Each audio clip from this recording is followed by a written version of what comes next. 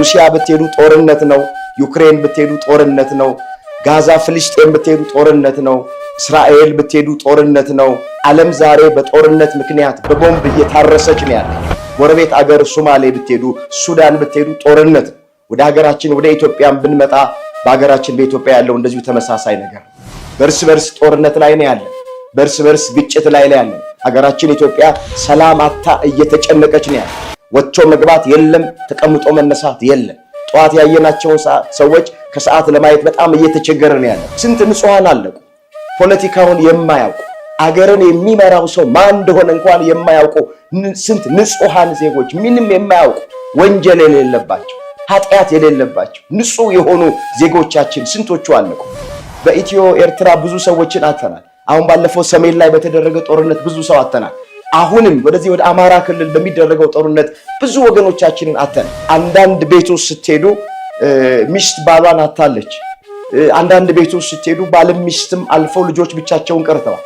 አንዳንድ ቤት ውስጥ ስትገቡ ባልም ሚስትም ልጆችም አልፈው ቤቱ ብቻውን ባዶ ሆኖ ቀርቷል። ኦርቶዶክሳውያን ክርስቲያኖች በየስፍራው በየአቅጣጫው በየቦታው መከራ እየተቀበሉ ያሉበት ዘመን። ብዙ ካህናት ታርደውብናል፣ ብዙ ዲያቆናት ታርደውብናል፣ ብዙ አብያተ ክርስቲያናት ተቃጥለውብናል። እዚያን ጊዜ ለመከራ አሳልፈው ይሰጧችኋል፣ ይገድሏችሁማል። ስለ ስሜ በአሕዛብ ሁሉ ዘንድ የተጠላችሁ ትሆናላችሁ። የመዳን ቀን አሁን ነው የሚልበት ምክንያት ከጥቂት ደቂቃ በኋላ ምን እንደሚፈጠር ምን እንደሚሆን አናውቅም። ታውቃላችሁ፣ ዘመናችን እጅግ አጭር ነው። ጠዋት ያየነውን ሰው ከሰዓት ማየት ተቸግረናል። ወጥቶ መግባት የለም፣ ተቀምጦ መነሳት የለም። አንዳንዶቻችን 5 እና 10 ዓመት እናቅዳለን። እዛ መድረሳችንን በምን እርግጠኞች ነው? እንዘጋጅ። ዝግጅቱ የንስሐ አባት የሌላችሁ የንስሐ አባት ያዙ። የንስሐ አባት የያዛችሁ ከንስሐ አባታችሁ ጋር ተገናኙ። ንስሐ ግቡ። ንስሐ አውቀን በድፍረት ሳናውቅ በስህተት የሰራነውን ኃጢአት ካህኑን ምስክር እግዚአብሔርን ዳኛ አድርገን መናዘዝ።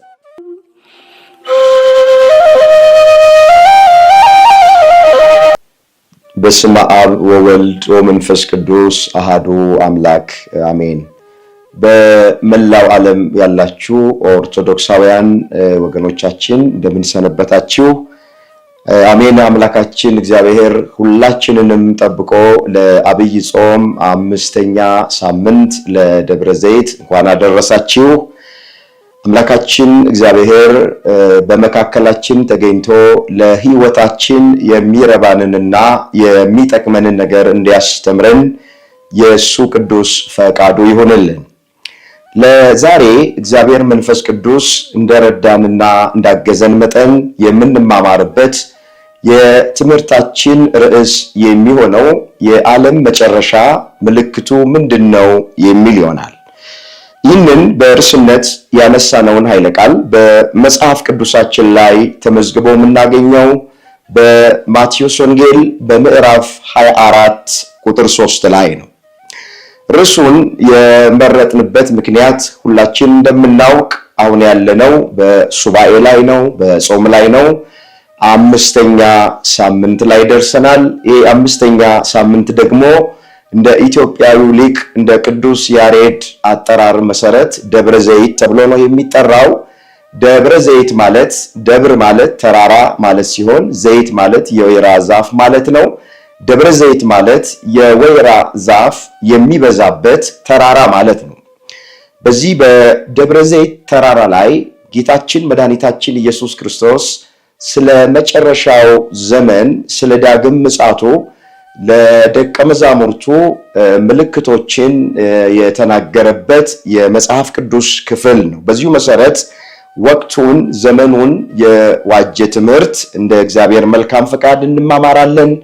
የአባቶቻችን አምላክ እግዚአብሔር የቃሉን ደጅ ለሁላችንም ከፍቶ እንዲያስተምረን የእሱ ቅዱስ ፈቃዱ ይሁንልን። ታሪኩ ሲጀምር በማቴዎስ ወንጌል በምዕራፍ 24 ቁጥር 1 ጀምሮ እንዲህ ብሎ ነው የሚጀምረው። ኢየሱስ ከመቅደስ ወጥቶ ሄደ፣ ደቀ መዛሙርቱም የመቅደሱን ግንቦች ሊያሳዩት ቀረቡ።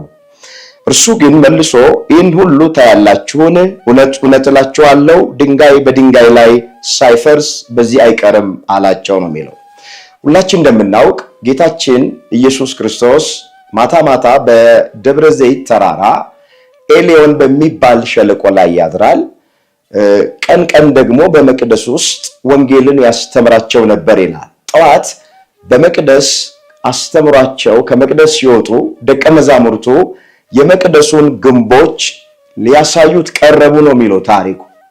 የጠዋት ፀሐይ በመቅደሱ ላይ ሲያርፍበት እጅግ ያንጸባርቅ ነበርና ጌታ ሆይ አሉት፣ መቅደሱ እንዴት እንደሚያምር ታያለህን ብለው አሉት ይላል። የዚህን ጊዜ ይህን ሁሉ ታያላችሁን?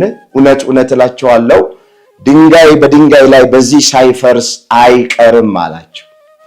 ይህም በመጀመሪያ መቅደሱ እንደሚፈርስ ነው የነገራቸው። ሁላችን ታሪኩ እንደምናውቅ በ70 ዓመተ ምህረት ጥጦስ የሚባል ሰው ተነስቶ ቤተ መቅደሱን አፍርሶታል። ለፍጻሜው ግን ድንጋይ በድንጋይ ላይ ሳይፈርስ አይቀርም ሲል የሰው ልጆች ሁሉ ይፈርሳሉ፣ የሰው ልጆች ሁሉ ይሞታሉ ብሎ በምስጢር የተናገረበት የመጽሐፍ ቅዱስ ክፍል ነው። እንግዲህ ከዚህ በኋላ ነው ጌታችን በደብረ ዘይት ተራራ ተቀምጦ ሳለ ደቀ መዛሙርቱ ለብቻቸው ወደ እርሱ ቀርበው ንገረን፣ ይሄ መቼ ይሆናል? የመምጣትህና የዓለም መጨረሻ ምልክቱ ምንድነው ብለው ጠየቁት ነው የሚለው። ወገኖቼ በዚህ በማቴዎስ ወንጌል ምዕራፍ 24 ላይ በዋናነት 3 አንኳር የሆኑ መልእክቶች አሉ። እነሱን ነው ዛሬ እየዘረዘርን የምናያቸው። የመጀመሪያ ምልክት አለ፣ ሁለተኛ ትእዛዝ አለ፣ ሶስተኛ ማስጠንቀቂያ አለ። ለደቀ መዛሙርቱ የተነገራቸው የዓለም ፍጻሜ የተለያዩ ምልክቶች አሉ። እነሱን እየዘረዘርን እናያቸዋለን። ሁለተኛ የተሰጣቸው ትእዛዝ አለ። ለነሱ የተሰጠው ትእዛዝ ለኛም ትእዛዛችን ነው። ሶስተኛና የመጨረሻ ማስጠንቀቂያ ተነግሯቸዋል። ለነሱ የተነገራቸው ማስጠንቀቂያ ለኛም ስለሆነ እሱን እናነሳዋለን። በመጨረሻ እኛስ ምን ማድረግ ነው የሚገባን፣ ከኛ የሚጠበቀው ምንድነው የሚለውን ተመልክተን ለዛሬ ትምህርታችንን እንቋጨዋለን። የአባቶቻችን አምላክ እግዚአብሔር የቃሉን ደጅ ለሁላችንም በቸርነቱ ይክፈትልን። እንግዲህ ሲጀምር ምልክቶቹን ምንድን ያለው? ኢየሱስም መልሶ እንዲህ አላቸው ይላል፣ ማንም እንዳያስታችሁ ተጠንቀቁ። ብዙዎች እኔ ክርስቶስ ነኝ እያሉ በስሜ ይመጣሉና ብዙዎቹንም ያስታሉና ነው ያለው። የመጀመሪያው የዓለም ፍጻሜ ስለ መቅረቡ የሚያሳየው ምልክት ምንድነው ስንል ሐሰተኞች ነቢያት፣ ሐሰተኞች ሐዋርያት መነሳታቸው የመጀመሪያው ምልክት ተደርጎ በመጽሐፍ ቅዱስ ላይ ተመዝግቦልናል። እንግዲህ ሁላችንም እንደምናውቅ አሁን ባለንበት በዚህ በመጨረሻው ዘመን ሐሰተኛ ነቢያት፣ ሐሰተኛ ሐዋርያት፣ ሐሰተኛ አስተማሪዎች እንደ አሸን የፈሉበት ዘመን፣ በየፌርማታው በየመንገዱ ሐሰትን የሚናገሩ ሐሰትን የሚሰብኩ ሰዎች የበዙበት ዘመን ነው። ሐዋርያው ቅዱስ ጴጥሮስ በሁለተኛ ጴጥሮስ መልእክቱ ምዕራፍ 2 ቁጥር 1 ላይ እንዲህ የሚል ቃል መዝግቦልናል። አነበዋለሁ፣ ተመልከቱ። እንደዚህ ይላል። ሁለተኛ ጴጥሮስ ምዕራፍ 2 ቁጥር 1 ጀምሮ እንዲህ ተብሎ ተመዝግቧል። ነገር ግን ሐሰተኛ ነቢያት ደግሞ በሕዝቡ መካከል ነበሩ፣ እንዲሁ በመካከላችሁ ደግሞ ሐሰተኛ አስተማሪዎች ይሆናሉ። እነርሱም የዋጃቸውን ጌታ እንኳን ክደው የሚፈጥንን ኑፋቄ በራሳቸው ላይ እየሳቡ የሚጠፉ ኑፋቄን አሽሉከው ያገባሉ። ብዙዎችንም በመዳራታቸው ይከተላቸዋል። በእነርሱም ጠንቅ የእውነት መንገድ ይሰደባል። ገንዘብን በመመኘት በተፈጠረ ነገር ይረቡባቸዋል። ፍርዳቸው ከጥንት ጀምሮ አይዘገይም፣ ጥፋታቸውም አያንቀላፋም ነው የሚለው። እንግዲህ ሐሰተኞች መነሳታቸው፣ የጥርጥር ትምህርት የሚያስተምሩ ሰዎች መብዛታቸው ይሄ የዓለም ፍጻሜ መቃረቡ ምልክት ነው። ከኛ የሚጠበቀው ነገር ክርስቶስ ለደቀ መዛሙርቱ እንደተናገረ ማንም እንዳያስታችሁ ተጠንቀቁ ስለሚል ማንም ሰው ከሃይማኖታችን እንዳያናውሰን፣ ከሃይማኖታችን እንዳያወጣን ስር ሰደን በሃይማኖታችን መታነጽ አለብን። እንግዳ ትምህርቶች ይኖራሉ። በእንግዳ ትምህርት መወሰድ የለብንም። ሐዋርያው ቅዱስ ጳውሎስ ለዕብራውያን ክርስቲያኖች ሲጽፍላቸው ልዩ ልዩ አይነት በሆነ በእንግዳ ትምህርት አትወሰዱ፣ ልባችሁ በጸጋ ቢጸና መልካም ነው እንጂ በመብል አይደለም፣ በዚህ የሚሰሩ አልተጠቀሙምና ብሎ ነው የጻፈላቸው። እዛ ዕብራውያን 13 ቁጥር 9 ላይ የተመዘገበ የእግዚአብሔር ቃል ነው። በሐሰተኞቹ የስተት ትምህርት ተወስደን ከሃይማኖታችን እንዳንወጣ፣ ማዕተባችንን እንዳንበጥስ፣ ቸሩ አምላካችን እግዚአብሔር ሁላችንን በቸርነቱ ይጠብቀን። ሁለተኛው የዓለም መጨረሻ ምልክት ተደርጎ በመጽሐፍ ቅዱሳችን ላይ የተመዘገበው የጦርን ወሬ ትሰሙ ዘንድ አላችሁ፣ ዳሩ ግን ተጠበቁ፣ አትደንግጡ፣ መጨረሻው ገና ነው ብሎ ነው ጌታችን ኢየሱስ ክርስቶስ ለደቀ መዛሙርቱ የነገራቸው።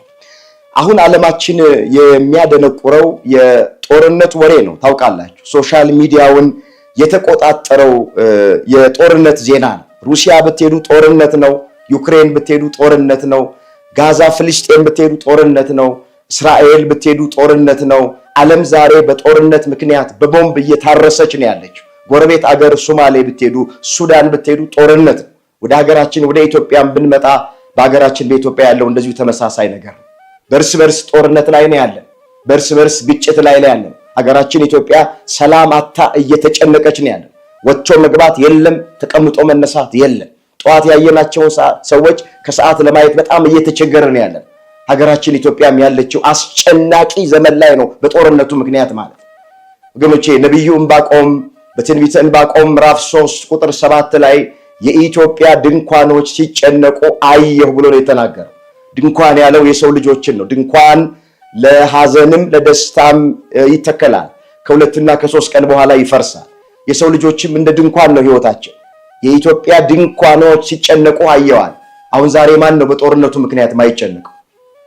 የተለያየ ቋንቋ ተናጋሪዎችን ብንሆን፣ የተለያየ መልክም ቢኖረን፣ ማንም ብንሆን በአገራችን በኢትዮጵያ ላይ ባለው ጦርነት ምክንያት በቅርብም በሩቅም ያለነው በምናየውና በምንሰማው ነገር እየተጨነቅን ነው ያለን። ሰላም አጥተናል፣ ቆየን። ሰላም ካጣን ጦርነት ላይ ከሆንን፣ የእርስ በርስ ግጭት ላይ ከሆንን ቆይተናል። አምላካችን እግዚአብሔር ጣልቃ ገብቶ ይህንን የእርስ በርስ ጦርነት ያስቆምልን ዘንድ የእሱ ቅዱስ ፈቃዱ ይሆንልን። ስንት ንጹሐን አለቁ፣ ፖለቲካውን የማያውቁ አገርን የሚመራው ሰው ማን እንደሆነ እንኳን የማያውቁ ስንት ንጹሐን ዜጎች፣ ምንም የማያውቁ ወንጀል የሌለባቸው ኃጢአት የሌለባቸው ንጹህ የሆኑ ዜጎቻችን ስንቶቹ አለቁ። በኢትዮ ኤርትራ ብዙ ሰዎችን አተናል። አሁን ባለፈው ሰሜን ላይ በተደረገ ጦርነት ብዙ ሰው አተናል። አሁንም ወደዚህ ወደ አማራ ክልል በሚደረገው ጦርነት ብዙ ወገኖቻችንን አተናል። አንዳንድ ቤት ውስጥ ስትሄዱ ሚስት ባሏን አታለች። አንዳንድ ቤት ውስጥ ስትሄዱ ባልም ሚስትም አልፈው ልጆች ብቻቸውን ቀርተዋል። አንዳንድ ቤት ውስጥ ስትገቡ ባልም ሚስትም ልጆችም አልፈው ቤቱ ብቻውን ባዶ ሆኖ ቀርቷል። ጦርነት አስከፊ ነው። ባልን ያለ ሚስት ያስቀራል። ጦርነት አስከፊ ነው። ሚስትን ያለ ባል ያስቀራል።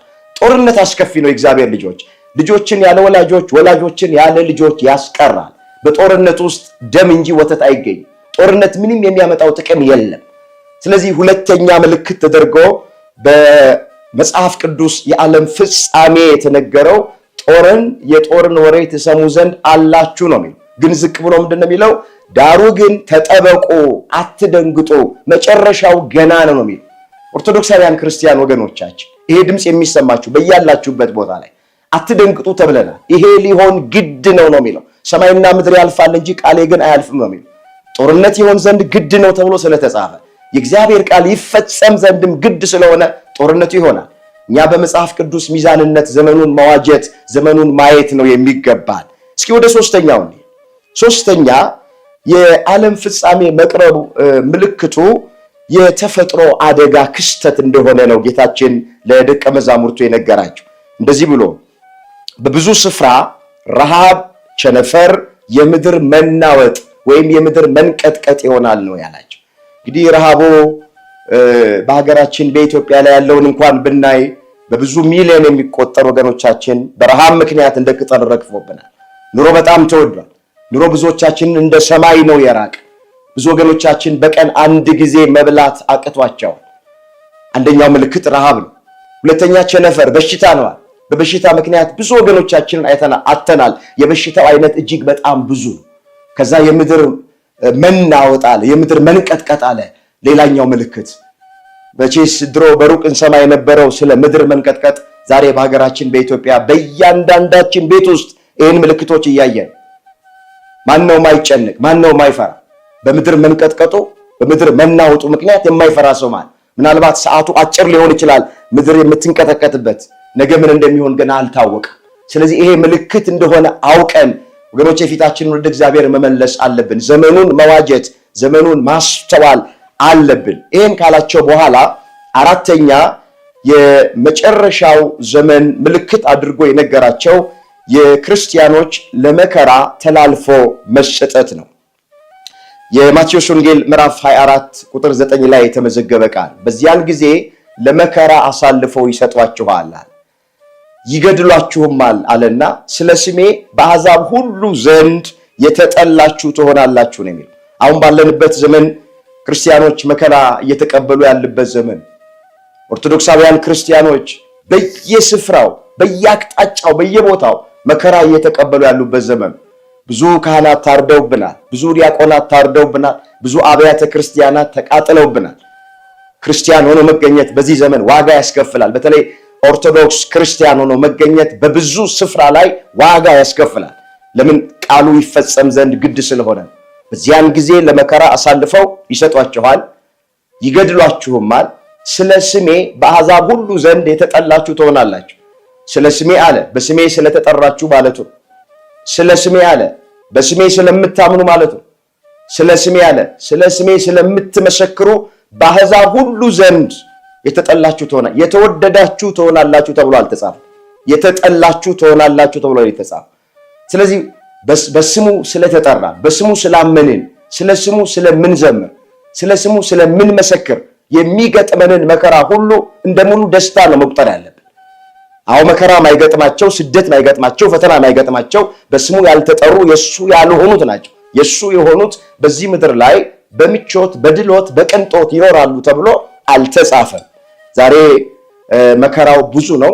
አምላካችን እግዚአብሔር መከራውን ፈተናውን የምንቋቋምበትን ትከሻ ለሁላችንም በቸርነቱ ያድለን።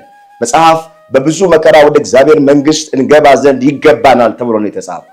እዛ የሐዋርያት ሥራ ምዕራፍ 14 ቁጥር 22 ላይ በብዙ መከራ ወደ እግዚአብሔር መንግስት እንገባ ዘንድ ይገባናል ነው። ስለዚህ በሃይማኖታችን ምክንያት፣ በክርስትናችን ምክንያት፣ በስሙ በመጠራታችን ምክንያት የተለያየ አይነት መከራ ቢገጥመን እንደ ሙሉ ደስታ ነው የምንቆጥረው እንጂ ቅር ልንሰኝ አይገባም። እግዚአብሔር እንደተወን፣ እግዚአብሔር እንደረሳን መቁጠር አይገባም። ለምን? ሐዋርያው ቅዱስ ያዕቆብ ልዩ ልዩ አይነት ፈተና ሲደርስባችሁ እንደ ሙሉ ደስታ ቁጠሩት ነው ያለው። እዛ ያዕቆብ 1 ቁጥር 2 ላይ የተመዘገበ እግዚአብሔር ቃል ልዩ ልዩ አይነት መከራ ሲደርስባችሁ እንደ ሙሉ ደስታ ቁጠሩት። አንገታችን ላይ ባለው ማዕተም ኦርቶዶክሳዊ በመሆናችን የዚች ቤተክርስቲያን ልጆች በመሆናችን በመንግስት ቢሮ ውስጥ ከጓደኞቻችን ከጎረቤታችን በተሰማራንበት መስክ ሁሉ ምንም አይነት መከራና ፈተና ቢገጥመን መጽሐፍ ቅዱሳችን የሚለን እንደ ሙሉ ደስታ ቁጠሩት ነው። ክብራችን ነው ይሄ።